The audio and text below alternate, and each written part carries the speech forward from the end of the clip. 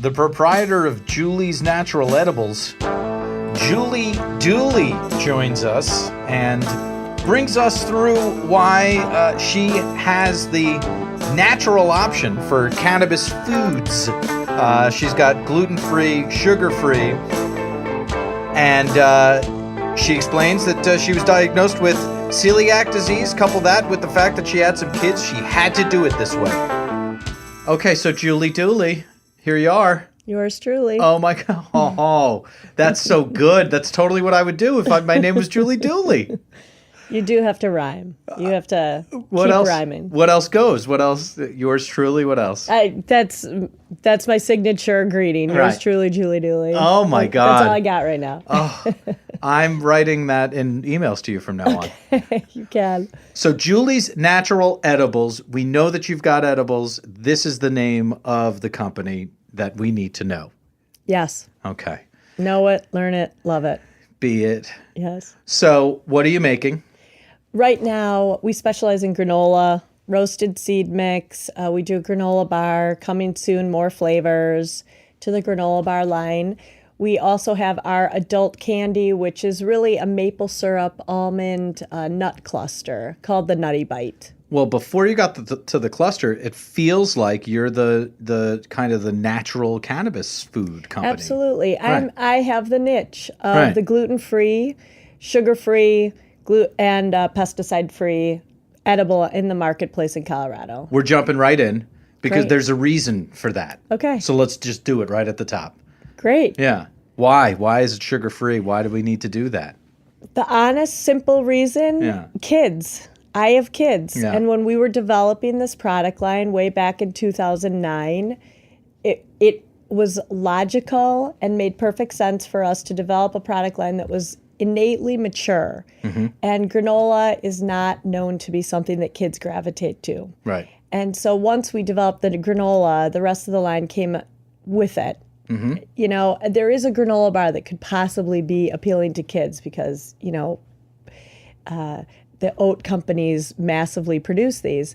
But we went for a very mature granola bar. The packaging is muted colors purposely just to not be appealing to kids. Right. Good.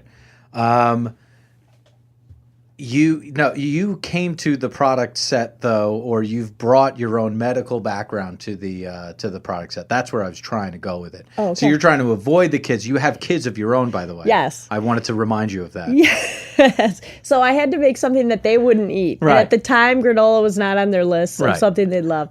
And the gluten-free Yeah. is what I forgot to mention. Yeah. So of let's course. go to the gluten-free in a minute. But now that we're on your kids, how old are the kids? So I have a 20-year-old and 18-year-old boys, and then I have my 14-year-old daughter. And if you're sitting across from Julie Dooley, which I am right now, you would not believe it. It's just 20 because the math is ridiculous. Whatever. Don't do the math. I won't do the math. I can't do the math. Okay. That's the benefit of being a moron. So all right. So So candid. yeah. So all right, gluten free. What are we talking about? So gluten-free, again, in the beginning, I am a celiac, which means that I cannot tolerate any gluten on any level.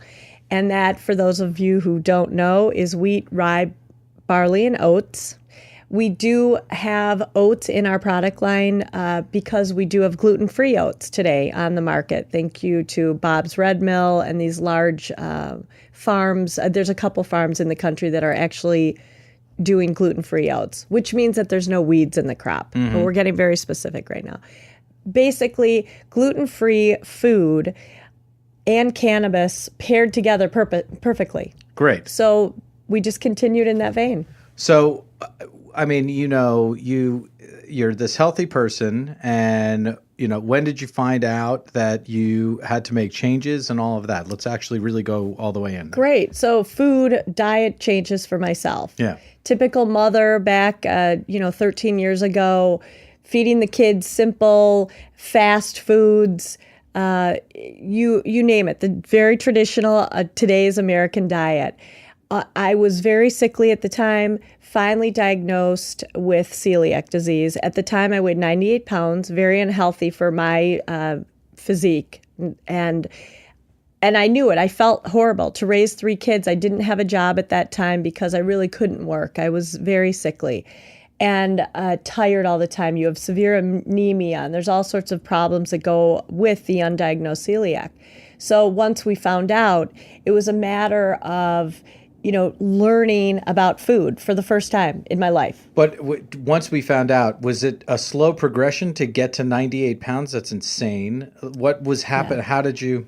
So basically, doctors suggest that it's a late onset is traditional for many celiac disease. They suggest that there's a trigger. And in my case, it most likely was one of my pregnancies, and or I also suffered from meningitis after giving birth to my daughter. And I am clearly a survivor of meningitis. But together, having such a severe viral infection with a birth triggered my immune system to kind of really go the opposite direction. Right. I already had a predisposition to this autoimmune disease, but I didn't know it. I had no symptoms up until that time. So once the symptoms came up, basically everything that I was eating literally just goes through your body without any nutrients being absorbed at all. So I might as well have not eaten because the discomfort that went along with any food that I ate was horrible. And my husband nicknamed me Bloated Mary as I would walk around and have this huge belly. Right. And I still only weighed like 98 pounds. And it looked like I was pregnant. Right. But I had clearly already had my kids. And so slowly you begin to read books. You start to read in the internet. And now it's much easier to be a newly diagnosed celiac in 2015 is completely different than what it was back in 2003. I'm pretty sure is when the official diagnosis. And so you learn, and I was lucky to have a sister who jumped in on the bandwagon with me. She was suffering for a different kind of illness, but we quickly figured out that autoimmune disease are hereditary, so it would be logical that somebody in my family could also be suffering from something. So she became a nutritionist, full-blown, and thank God that really helped all of us. My family's entire life has changed because of it. There's no more McDonald's in our life. I don't know if we should name names on this, but no more fast food. Right. Well, and that's the Xerox of fast food, so that's fine, right? Yeah, exactly. Let me go make a Xerox copy. Yeah. I'm going to go get fast food. McDonald's is hand in hand. So okay, fine. So it's changed your life. You don't eat fast food. What else? Or quick serve? You don't go to quick serve restaurants. No. What else don't you do? So you learn how to cook. Basically, I was a cook. Obviously, I was a mother, so I cooked, and I wasn't the kind of mother that just cooked mac and cheese every day. I did cook real meals and we sat, but it became different food. I all of a sudden was aware of where the meat came from. And you stop buying a piece of beef that was not raised humanely, was not given a pastured, grass-fed diet. You start learning about the farms where my grains are that I buy. It just, once you can't pretend you don't know. And knowing that refined, sugary foods is devastating and actually the cause of my illness was something really simple then for me to give up. And if I'm going to dive into it, I might as well do it for the whole family. Right. And then for the rest of us with the Natural Edibles Company, right? Exactly. Now, and this was also my secret way to get you to eat granola, because granola is good for you. And she's saying you as in the world. The listener. Right, yeah. Eat granola. Make sure that it has no sugar in it. Yeah, that's the key. Oh, my God. All right, so you changed, you revolutionized the way that your family, their relationship with food. Do you mean your 3 kids and your husband? And do you mean your sister, the nutritionist, as well? All of us. Okay. I have 3 other sisters. And so there's 4 Dooleys. Four. Actually, we're Zimmerman girls. Oh, we're all married. Oh, my goodness. Look at that. Okay. So 4 Zimmerman girls. Yeah. And so how does it break down? I am 3 of 4. You're 3 of 4. If we were Borg, I'd be number 3 of 4. Got it. And then who's the oldest? So I have Marcy, who's here in Chicago. Great. And then I have Susan, the nutritionist / physical therapist / yoga instructor, also a mother. All of my sisters actually are married. And then Jody's the baby, who also lives in Wisconsin. And she's a geriatric nurse and has taught me a lot about cannabis and how we could possibly work with that, the senior the seniors, I guess, in the future. Yeah. Okay. So geriatric, then we also have the nutritionist, and so then the oldest one is just not pulling her weight as far as information. What does she do for a living? Expert at shopping and making sure I look good at all times. Oh, okay, good. Fantastic. Well, then that's helpful. Exactly. All right. So then did you just slip and say that you're from Wisconsin? Is that what I heard? I am from Milwaukee, Wisconsin. Okay. And I do miss it. You do? Well, when did you move away from it? 1986 was the last time I officially lived in Milwaukee, Wisconsin. So that's been a while. And we traditionally don't need dates, but it's appreciated that 1986 is when my New York Mets won the World Series. So that was a big year for the young Seth Adler. But why did you move in 1986 from Milwaukee? Graduated high school. I see. And so I went off to a year of we don't need to talk about, because it ended up being a crazy year that basically I followed the Grateful Dead around a while. Well, I mean, the way that you set it up, it makes me just only want to talk about that. Exactly. So I shouldn't have said anything. All right. Well, I learned how to fail in school. Okay. And I hadn't done that yet. And then I achieved that goal. And then just learned a lot about myself that year. Basically, that I wasn't really ready for academics again. I needed a break. And now I think it's great that they actually offer gap years and these things for teenagers. So you don't have to have that jump right into school kind of MO. Did you start at school and then come out? Is that what exactly. happened? Exactly. And I have a older brother, a stepbrother, and he said, Julie, hey, the Dead are playing in San Francisco. Why don't you come out here? So that's a good show. Yeah. Right. So I was blessed to get to go. He's 10 years older than me, so he really took care of me. My mom wasn't worried that I was going to be alone in San Francisco, and the following the Grateful Dead around in that year was instrumental in really changing who I was as a person. How do you mean? For we are talking about a lot of things in new and different ways. We're talking about cannabis as medicine. Usually when cannabis is brought up, the Grateful Dead is attached. So how can we debunk some myths as far as the Grateful Dead is concerned? How did it change you? I learned about Julie for the first time. I don't know why, but Jerry Garcia had a way of getting into you and making you understand yourself a little bit more. And it could have been some of the extracurricular activities that were going on along with that, but I really learned about who I was at that time. Not that I wanted to follow around a band. No. I knew that. Right. I definitely enjoyed the love and the camaraderie that goes with a Dead show, which I think happens today at different groups, but I'm not really familiar with them anymore.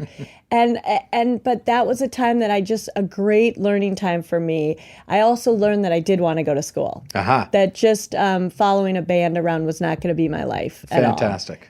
So it was a good time. It sounds it. And then where did you decide to matriculate? The University of California, San Diego. I see. I ended up with a bunch of really smart people. Right. I was definitely the, should I just say stupidest of the bunch? Well, no, you would say most stupid. Most stupid. You see what I did there?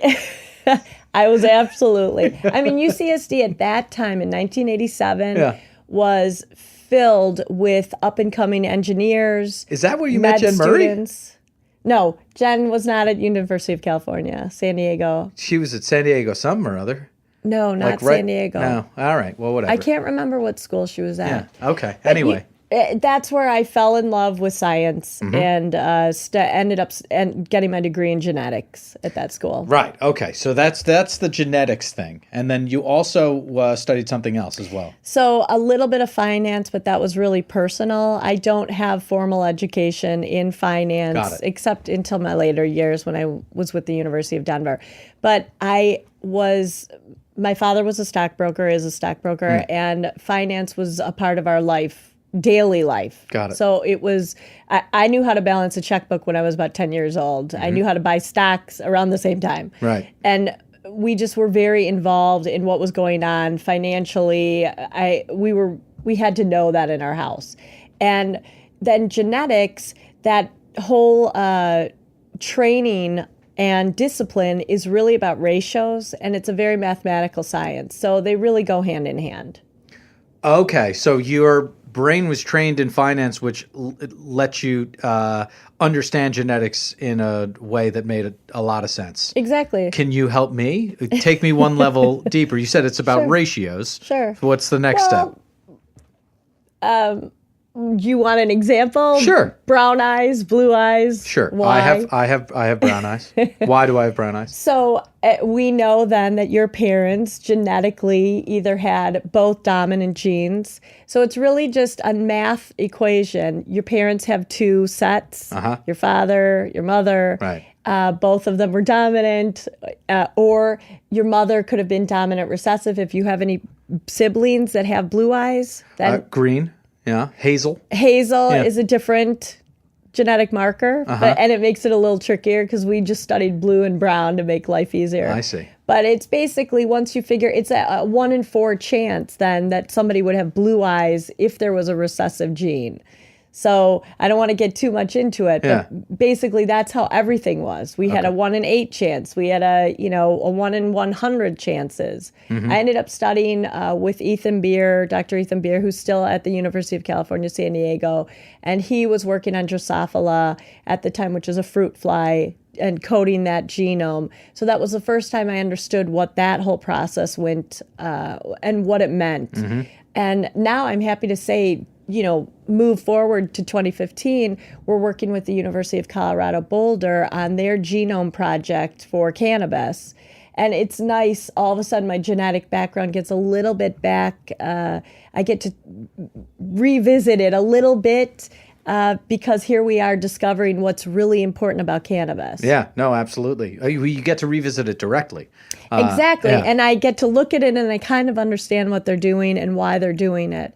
The process is dry.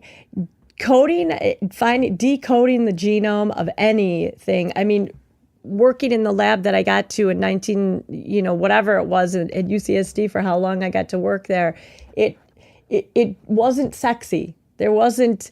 there was fruit flies everywhere, and then a lot of computer work and a lot of math to do because you're right. That does not sound sexy. Exactly. I will give that to you. Yeah. But it was exciting, and now like I said, that who knew that that many years later, now I'm going to be looking at another science project, and this time it is sexy to me. Even though, again, the lab looks pretty boring. Yeah. It's all computers. Right. But what they're doing is fascinating and really going to change how we understand cannabis. Well, let's get to that, but Yeah. first, let's kind of take us from college all the way through in the whole bit. You want the whole story? Right? Yeah, we got to do it. We got to do it. So UCSD, you're doing what you're doing, and you get your degree. I got my degree at the same time I had met my husband to be at that same time. He was studying at the University of San Diego. How'd you meet him? He so for an interview, we'll say a neighbor, a really good friend of mine from Wisconsin had come out to California to study at USD, and she said, "Hey, I have these neighbors that like to party." So we went over there, and that was literally the first time I met him, and it was not love at first sight, but we were friends at first sight. Yeah. And remained friends for about 3 years. And then when I was graduating, he asked me to marry him and said, by the way, we're moving to Colorado because that's where his family's from. Got it. So, So that's the connection. That's how you get to Colorado. How I moved to Colorado. All right. And so then where? To Boulder or no? We went right to Denver. Oh, you did? Okay. And my husband's in the commercial refrigeration industry, and which is intense. We had lots of warehouse spaces. My husband worked all over the country. That was a big family business that they had together. I did all the bookkeeping in the beginning while I was a stay-home mom, which was awesome. Good. Then I got bored. Well, you realize if you're doing if you're doing bookkeeping for a company, then you are not a stay-at-home mom. No, but I still got to go to the park whenever I wanted to. I see what you're saying. I got to do whatever I wanted to whenever I wanted. And, there's deadlines and stuff, but it was a perfect situation for us. Perfect. So you worked from home, I think is what I'm looking for. I hardly, that It wasn't too bookkeeping tough. is so easy. Yeah. It was not tough at all at that time. All right. So wait, you told us about the ages of the kids. So when the first one came along, how much did that change everything? It was an exciting time. Yeah. You're not a dad yet, but you'll someday. Well, do you know that from the question, or do you know that because I just told you that before we started? Because you just told me that before. Okay.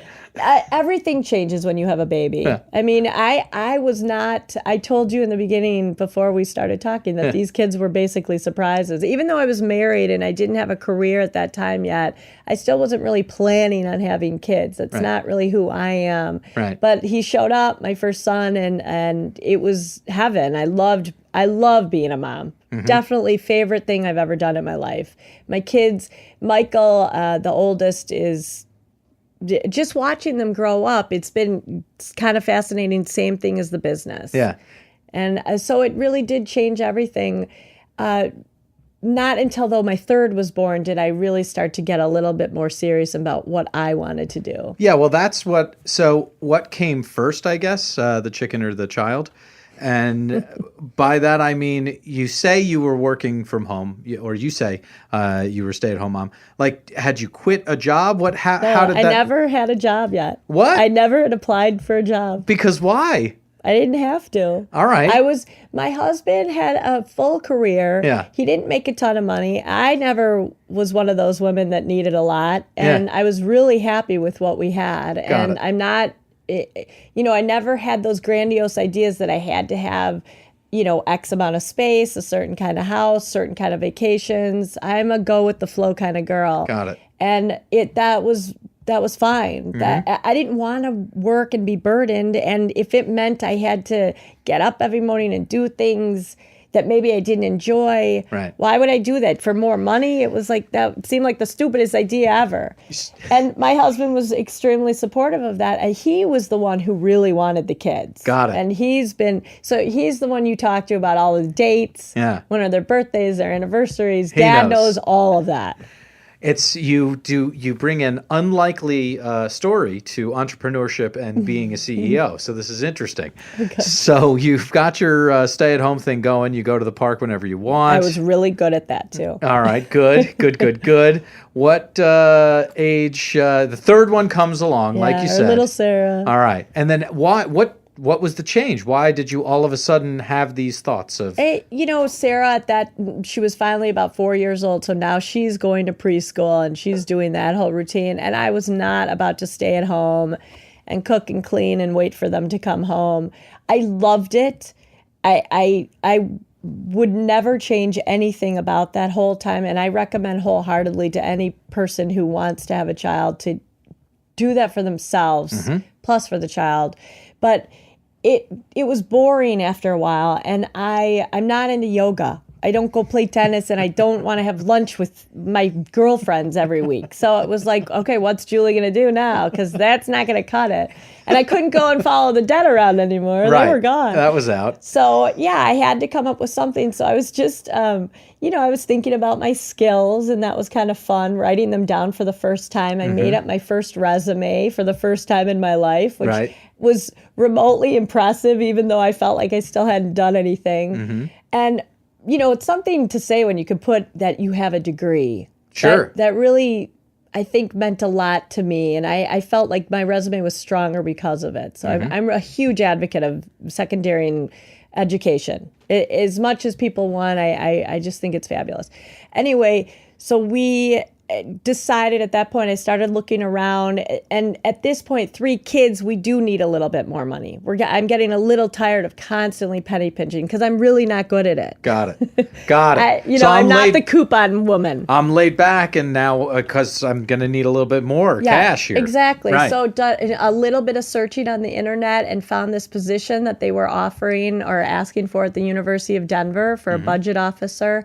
Looked at what they were looking for, and the fact that it was in the preschool. So the University of Denver has a very large, it's a huge university, and they have a preschool, and it's well-rounded, very highly thought of, and huge waiting list, that kind of place, preschool. And so long story short, I applied, I had an interview, and I got the job. So that was my first and only interview I've ever had, really. Oh, my God. It was one. All right. And That was about, really the first time I also learned that I could sell myself because they didn't know anything about me. And if you looked at my resume, I had very little experience in finance on formal experience. Right. So why did they take such a risk on me? And I think that was the first time that I realized that you really can't sell yourself. What was the reason? Why did they take a risk on you? I think I won the director over. She Right. loved me Right. from the moment I walked in there. All right, so She's still a good friend of mine, actually. Good. So, and you did this unbelievable sales job on this. On this I woman. made them think that I could handle. And the truth of the matter was I could. That was my next question. It was Right. easy as could be. I'd been there, done that. The only thing that was different is instead of a little budget that I was working with my husband's company, I was now at a huge endowment of over almost $300 million and a university level budget, $2 million a year for the preschool alone. And so you learn how to manage and you learn where cutting costs can help, where you learn how to answer to a chancellor. Why did we have to buy XYZ? I mean, it goes to the top. So I was that liaison for the preschool. And that there was nothing hard about that position at all. To you. Not at all. Yeah, Right. and great benefits. And my hours were 25 hours a week. So I still essentially got to be a stay-at-home mom because I was home by the time the kids were done. There you go. I'll So it be was done when you're perfect. done. Exactly. Perfect world. Exactly. And so they would come home, and then what was a traditional snack? Oh, at those days. So, I was still allowing grains and, a healthy popcorn comes to mind or... What's the difference between healthy popcorn and not healthy popcorn? Well, a microwave popcorn, don't get me started. But there's chemicals. Right. Popcorn is simple. Yeah. It's the whole way I think about food. So you can go to the stalk, you can let it dry out, and then you can heat it up. And you can add butter, which again is an incredibly simple food. Right. Squeeze that milk out of the cow, shake it up for a while, and you've got butter. Salt, same kind of thing. Very simple, easy. And you mix those three ingredients together, you have a very healthy, simple snack. That's kind of how all the food was. Apples and honey, apples and peanut butter, Right. just that kind of food. I'm an advocate of meat eating and fatty meats and grain fed and pasture raised and sourcing where the chickens came from and everything. It's important to pay attention to all of that. So after school snack could be, any of that stuff. Still was ice cream, still was cookies. If I felt like making cookies, I made them from scratch. So you already had that natural kind of thinking. No, that was at the same time that I was at DU. This is when I was diagnosed with celiac. So this Was right then. Yeah, Okay. same era. And Before that, did you ever think about it? That's Not I at guess all. my question. Not at all. Not for a minute. Never crossed my mind that the American diet was actually poisoning me. Okay. So, and it was. It was poisoning me. Right. And so then you started to change everything, and then you revolutionized the way that people eat in your family, and we're working on everyone else as we speak. Getting to, yeah. But when was that day? I guess did you come home from work one day? Like what happened here?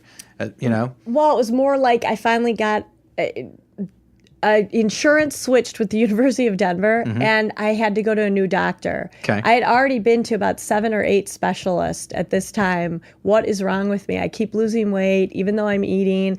I have no energy. My stomach looks like I'm 9 months pregnant, and my baby's 4 years old. Right. And what is going on? Nobody knew. I went to a brand new doctor with the new insurance, and he took one look at me and he said, "Has anybody tested you for celiac disease?" And I didn't even know what that was. Oh, that's those gluten people? I mean, that was kind of how I asked him. And Right. blood test, and there's an endoscopy involved, and within 7 days I was diagnosed, and I have not eaten a piece of bread or cracker or anything since then. For other people, Yeah. Why do you think that no one else noticed what he noticed? And again, this is a few years ago, so things are different now. But what do you? I think it just wasn't in the mainstream for them to test or even think about that. yeah. Western medicine often looks for the pill, the pharmaceutical that will really cure that. And so that was the diagnosis that I continually got. Why don't you try Pepsid AC? Right. You have irritable bowel syndrome, which basically means we have no idea what's wrong with you. Yeah. Diagnosis. So I think that Western medicine is definitely behind the times. That's Indeed. partly why cannabis is in my life. Homeopathic is the way to go 100%, but I didn't know that then. Yeah. And it took a doctor who he's teetering on the fence of both Western medicine and also he does investigate into holistic solutions for people. Okay, so you get diagnosed, and then what were the action points? You give up gluten immediately. Done. Yeah. How do you do that? It's in I didn't even know it was in soy sauce. What are you Okay. talking about? I can't have soy sauce. I can't have blue cheese. I mean, they don't tell you all this in the beginning. Right. The blue cheese is made from a wheat that Right. makes that mold. You know, you learn. Right. The beginning's obvious, and it's relatively easy. You don't have white bread anymore, and Sure. you can have rice. Okay, great. I'll eat rice. Yeah. I'll have tuna. Yeah. I'll eat a lot of tuna. Right. And then you start to realize that it's not hard at all. Mm-hmm. You just have to be dedicated to it. Well, that's fine, and I'm with you on that. But then how do I find out about the tricky things like blue cheese? Research. Okay. There was nobody to help me. But today, people are in a whole different boat. There's books galore of women or men who went through this already. So that's what I would recommend to anybody who's possibly going through any kind of eating issue, any kind of issue in your body. We believe that, inflammatory foods can cause illnesses that you would never put together. And it kind of goes well with the Freakonomics gentleman this morning. Yeah. I can't remember his name. Well, let's just move past it. Yeah, whatever. But that's what he's basically saying, how one little thing can really affect on a large scale something else. And it's kind of how you think about gluten. Well, so that's yes, okay, gluten, and yes, okay, it's obvious, and yes, okay, it's the American diet. Why is it that if I'm 40, which I will be in a couple months, You are young. this is like a new thing? Now that, thanks to Whole Foods. And for the larger, well, Whole Foods is the dominant. I mean, everybody knows who Whole Foods is in this country. They came out and they started, actually it was Wild Oats, Yeah. who was really one of the first vegan markets in Boulder, Colorado. Right. Then Wild Oats got bigger. And it got bigger because people were starting to shop and learn about where their foods came from. They were starting to read ingredients. And Wild Oats, these grocery stores were encouraging that. I think that's one part of it, that it started to become a trend and more people jumped on board. It became easy to jump onto this healthy bandwagon. Because now you don't just have, I mean, in our parts of the nation, we have King Soopers, we have Safeway, but then all of a sudden we had this Wild Oats and now Natural Grocers, this little tiny grocery store that only sells organic. I didn't even know what organic was. Right. Well, so that's the solution. But what my question is 5 years ago, there was no such thing as gluten-free. Well, I would say 10. Okay, fine. 10 years ago, no such thing as gluten-free. How? I don't get it. How is that? What would happen to someone like you? You would just go from pill to pill to pill to pill, and that would be that? That would be the rest of your life? Is that what we think it is? It would have been horrible. I can't imagine. Right, but I just can't even think about that. But Right. yes, basically, I would have, first of all, I would have been very unhealthy for the rest of my life, and I don't anticipate that I would have had a very long life. Right. Okay. It was that devastating to me. and I they mean, when wouldn't you're have not absorbing food, it's not possible to thrive. And I think why now it's more prevalent. We discovered little things like children with oh God, why am I so? I can't remember what sorry, not ADHD. It could be that. I'm almost positive. Children with ADHD are now linking their diets possibly to that. Children with other autism, they are linking diet with autism. And in the mother and everything exactly. like that. Yeah. And once you start doing this becomes newsworthy, and now we're talking about it, and we're talking about it again and again and again. And I think it's becoming more and more in everybody's vernacular. 10 years ago, people didn't know what gluten is. Right. Now, I think it's hard for you to go to a restaurant and say, do you have gluten-free, and then not know what you're talking about. Oh, they'll know. They know exactly. They even know in Milwaukee. Exactly. And all parts of the world. I heard Italy is really ahead of their time, hard times, and apparently I can eat many places there. So I'm looking forward someday to going. Oh, there we go. All right, we got to do something in Italy. That's the next thing. Okay, so now we've been diagnosed. We've talked about it a couple different ways, a couple different times. When does Julie's natural edibles, at least the essence of that, begin? So switch now to 2008, and the chancellor of University of Denver is going to lay off 325 employees, I think was the first number of waves of layoffs, as they got very nervous about their endowments and the future of the university. And so they offered me a position that was twice the hours, 3 divisions instead of 1, and same pay. So I said, you mentioned a severance package. Let's talk about that. And I left the university on good terms. Sure. Still, like I said, very good friends with my boss, the director, who's no longer with them either. But I was with my friend, the co-creator of the company, Kate, and she had just survived her brain tumor surgery. And the two of us were very close. We both have boys that are the same age. And I was home for the summer for the first time in years, and I was so excited to be home again. Plus, I had money, so it was like the best of both worlds. And I was with Kate a lot, trying to help her manage what she had just gone through. And I was still very new to being diagnosed, or still new to learning.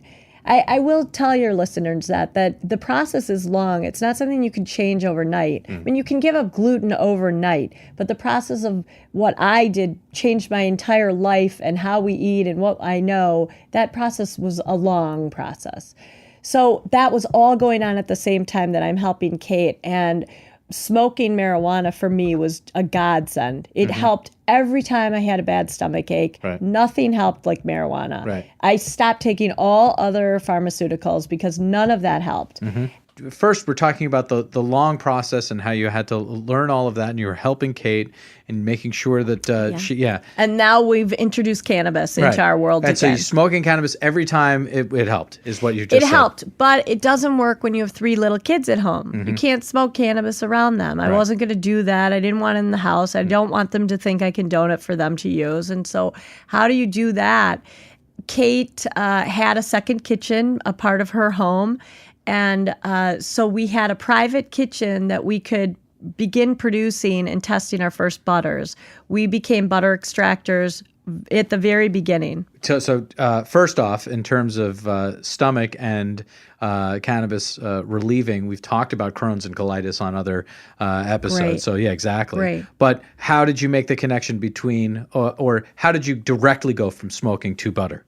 Discretion. Okay. It was all about that. How can Julie still manage the pain when I came across it, but my kids not know about it? How did you know butter was a solution, is my point. We began researching. Yeah. Kate and I are both, bring it on. We want to learn. We want to read. That's both of us came from that background that we really, anything that you could put in front of us to read, we were doing that.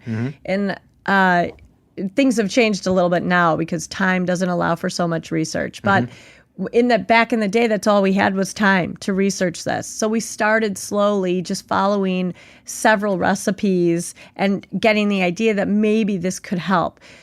We went out and bought an ounce of purple Hindu Kush from a friend, totally not legal at the time, and went to Kate's kitchen, and we began brewing it with our very first crock pot method, which was old school, and it did work. Once we finished it and we strained it and we freaked out about it and we laughed about it and screamed about it, we finally tasted it, and both of us had the most extraordinary experience of our lives. Kate had no residual nerve pain for a solid 12 hours, which was the first time in literally 6 months that she had gone that long without pain. And for her, it was all her chin. And I just had the time of my life. I mean, I didn't feel any pain, but I loved it. It was long, it was intense, it was nothing like a cannabis experience I had ever had, and I wanted more. Right. And so Kate and I, the next day, were at the drawing board. How can we do this better? What can we do? And we brought in Jen Murray. Okay. And so Jen Murray is the first episode here. So she was our first guest. One of my favorite people. There you go. So now it's Julie, Kate, and Jen, and I already want to be in that room. But unfortunately, you're talking about something that has happened in the past. But what happened? What was... So we had brewed now several butters, and we still didn't know what we were going to do. We had not considered a company yet. We were just making this for us. Right. The fact that we tapped into the low anxiety aspect of it was an accident. And once I did that, that's when I said, Kate, this is serious. I haven't needed, a couple of our friends have not needed Xanax for 2 solid weeks right now. Yeah. They're off of their Xanax. And I don't know if we want to name names, but that pharmaceutical is a classic anti-anxiety. Right. Everybody kind of equates it. Right. And that's what was, so this was an incidental side note. We were not expecting this. We had only heard that cannabis was good with pain. So the fact that it was giving them less anxiety, it was like, we have to study this more. So that's when I involved, here's Julie as a scientist. What are we going to do? How are we going to possibly understand this further? And the only way to do that was to begin working with the labs. So this was now past 2010. We had already gone for our license. Right. So we had developed the butter. Kate and I had decided that there's no way either one of us wants to be involved in a dispensary. We had a fight. Well, you have to work, and then I'll do the books. And she said, "No effing way. I'll do the books, and you're going to work in the dispensary." We were like, "Well, then forget it." Yeah. Neither of us. No one wants to. We're not doing retail. Well, and what about growing? I can grow tomatoes and zucchini and basil galore and pot. No way. Every plant I've ever tried died. They're just too tricky. So kudos to those growers. And I know firsthand how hard it is to successfully raise even one plant. Yeah. The fact that we have hundreds of thousands of them in Colorado is just awesome. Right.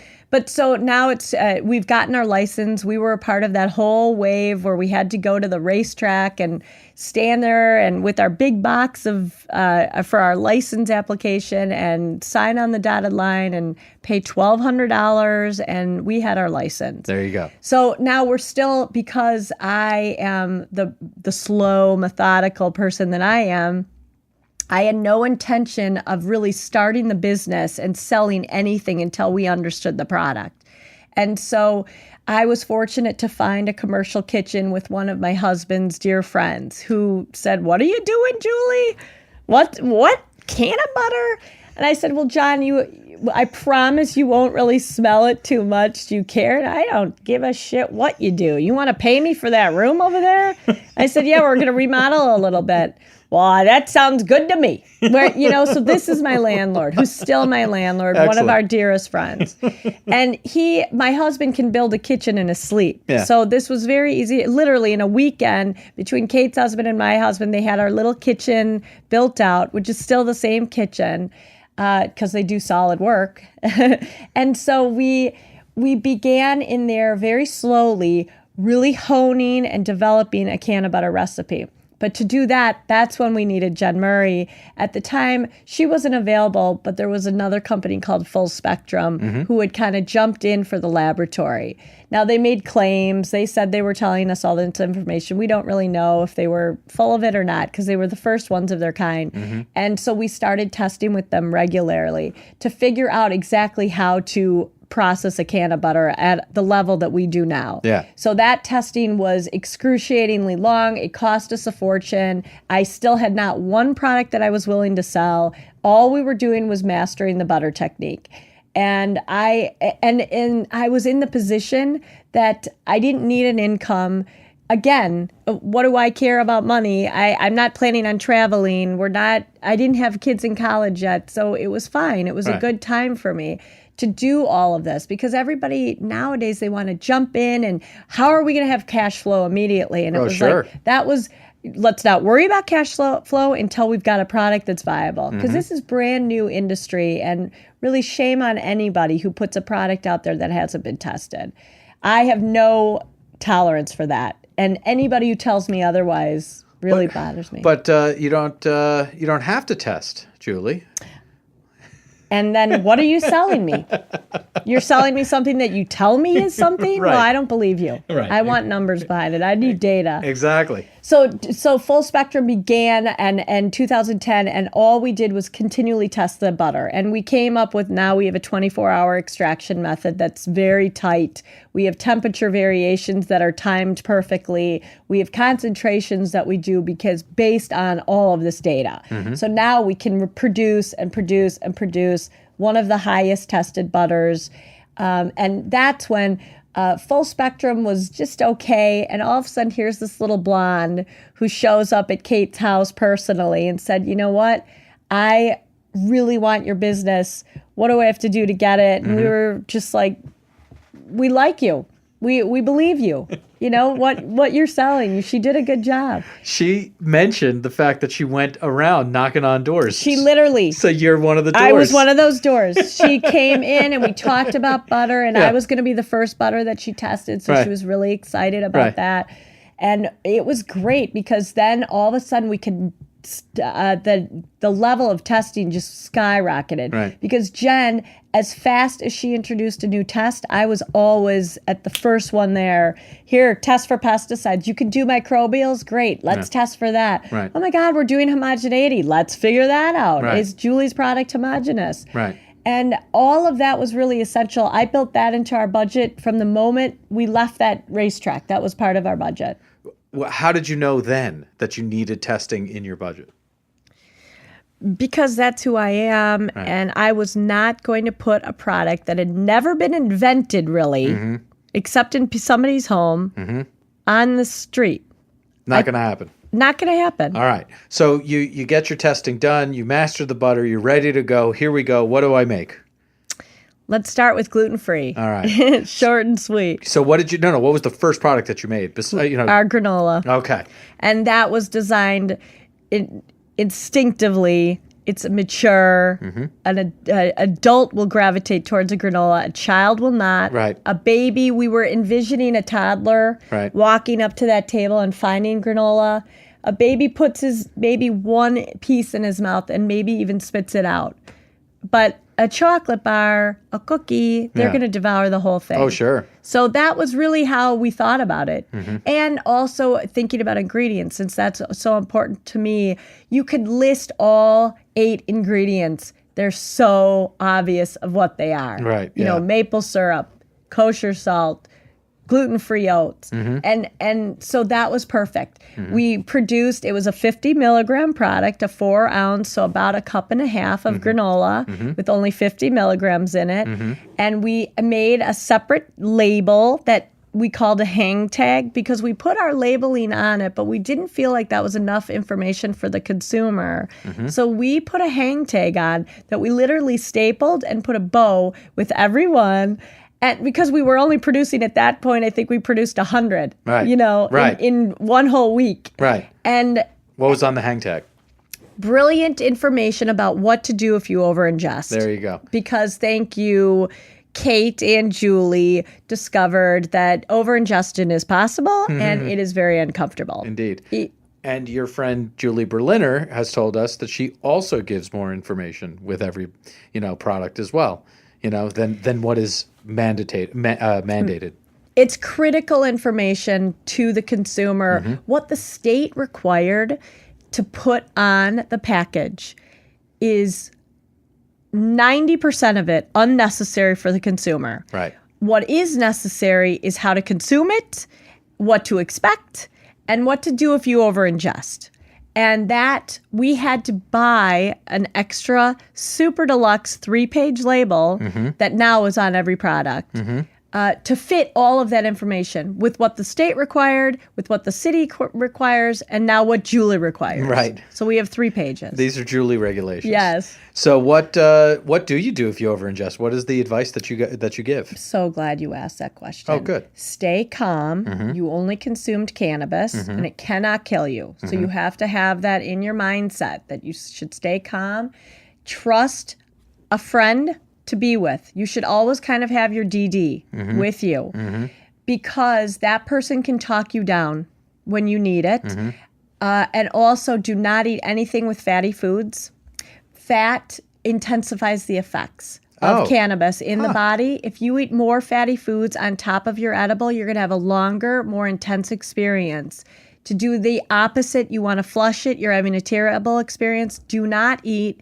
And if you have the munchies, then a no-fat food. Like my favorite is carrots and celery. Right. Because it's something to munch on and keep your mind kind of busy, but it's a food that's really no fat. And so it's not going to affect you. Drink water or tea, be with a trusted friend, have your designated driver, your designated buddy who maybe is sober or who's an expert at consuming cannabis. Right. And then even if they're having a bad experience, they can still calm you down. Right. But bottom line is, you have to remember that it's cannabis. And to this day, there is no known death from cannabis alone. Right. So if you can get that set in your head, then you can maybe bring yourself down. Right, yeah. It's an uncomfortable situation. I don't know if you've ever had this experience, but... Well, I mean, maybe in the past. But a marine down experience. Yeah, no, I have no. I mean, I was a cannabis enthusiast in college and certainly overindulged at times. So I do understand what you're saying. Sure. Julie Berliner, just to bring her up again, because you mentioned that you guys are friends. Well, we are buds. Yeah.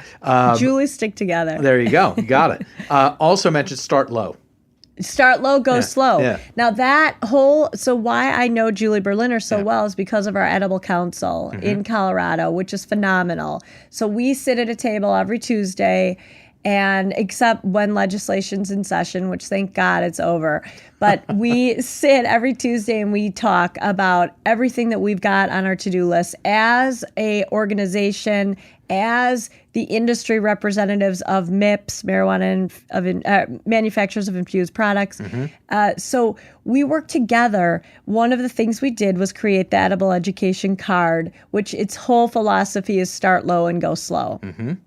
And that was really geared toward the recreational market. Exactly. Now that we've been in the medical market for 5 years, we know these consumers can handle a lot of cannabis. Right. So we're not concerned about the medical patients. Right. What we are for them...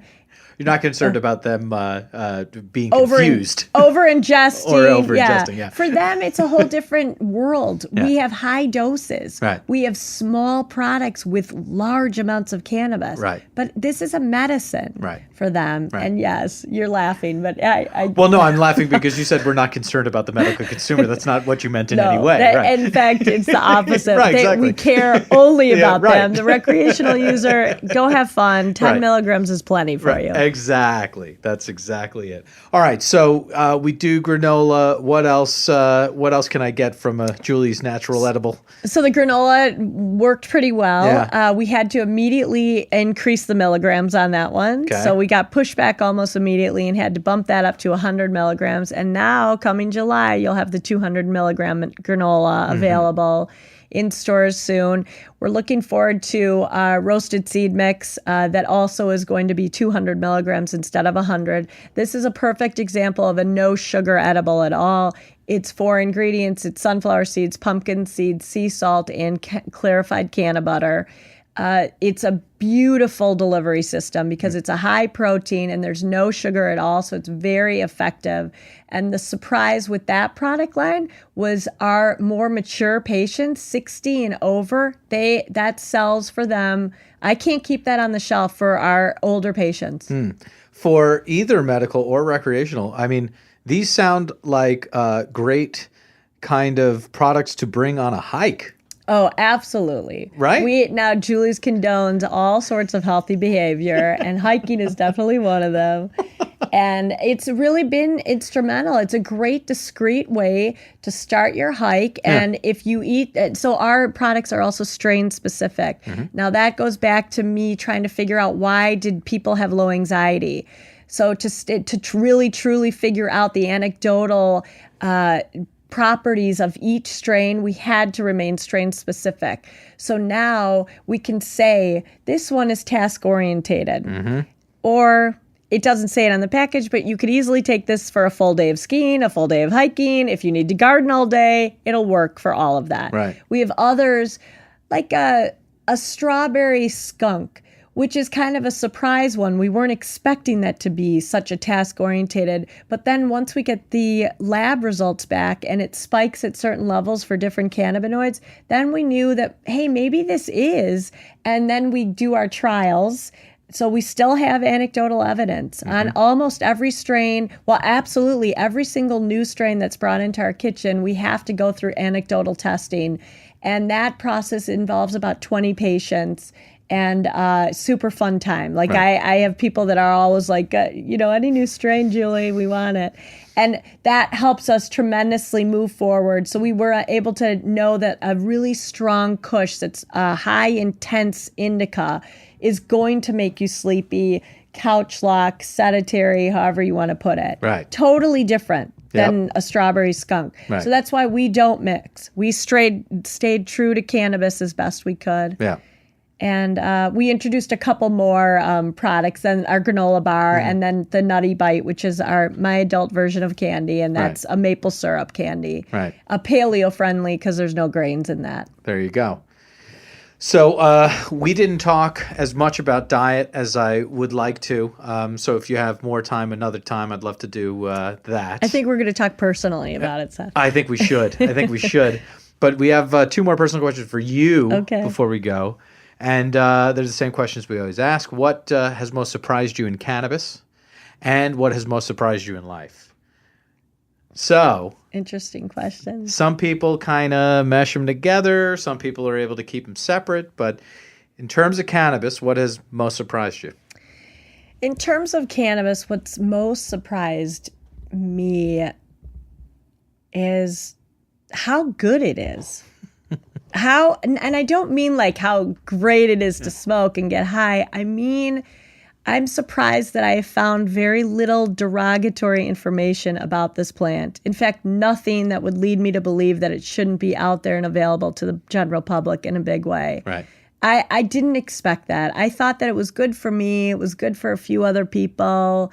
I was still in the cannabis closet, though, for a long time. And once I came out and I realized I don't know anybody who's been affected negatively by cannabis. So I would say that's my biggest surprise. With the exception of some paranoia. Exactly. But we're bringing that to light, too. Right. Because why were you paranoid? Now, all of a sudden, we're learning that a strong sativa can actually cause anxiety. Right. So we stay away from that. For Right. my patients that need low anxiety, they don't get sativas. They get hybrids or they get indicas. Right. And so we need to have this information all the time. That I just love the science, the data, and the fact that we have more labs in the state.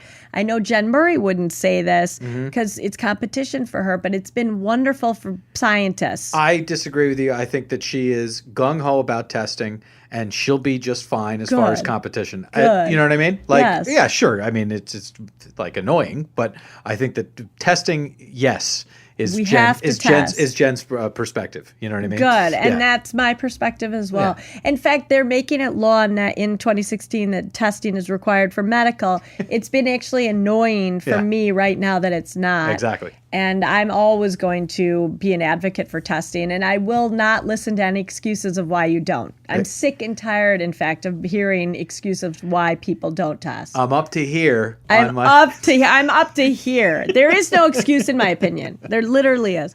And repeat the second question. The second question is, what has most surprised you in life? And you have your three beautiful children, of course, is an answer that people give, and so I'm trying to steer you away from that by doing that. But if that's the answer. No, it's not. I mean, my kids are amazing, and they know how much I love them. Right. And I would say the biggest surprise is how content an entrepreneur can be even though I haven't achieved like the financial success that I imagine will be available to me in a few more years. I'm happy every day, and that kind of surprises me, even though this is such hard work. And there's nothing easy about walking on this edge that we live on. I mean, we live on the edge, literally. Julie and I live on the edge. Jen lives on the edge. There's nothing easy about that, but we're all happy up there. Yeah. You know, we're comfortable. That's it. And so that kind of was a little surprising. I didn't expect it to be like this. We're all happy up there on the edge. We are in the cannabis edge. I love it. That's perfect. Julie, we got to do this again, but thanks. I very much appreciate our time. It was really a pleasure to be here, and we'll talk about food more. All right, let's do that. Well, that was unbelievably pleasant. Julie Dooley, Julie's Natural Edibles. Really good conversation around getting the information that's critical to the consumer in front of the consumer. You know, following those regulations to make sure that those are there. But if there's a need for extra labeling, hey, guess what? Let's provide it.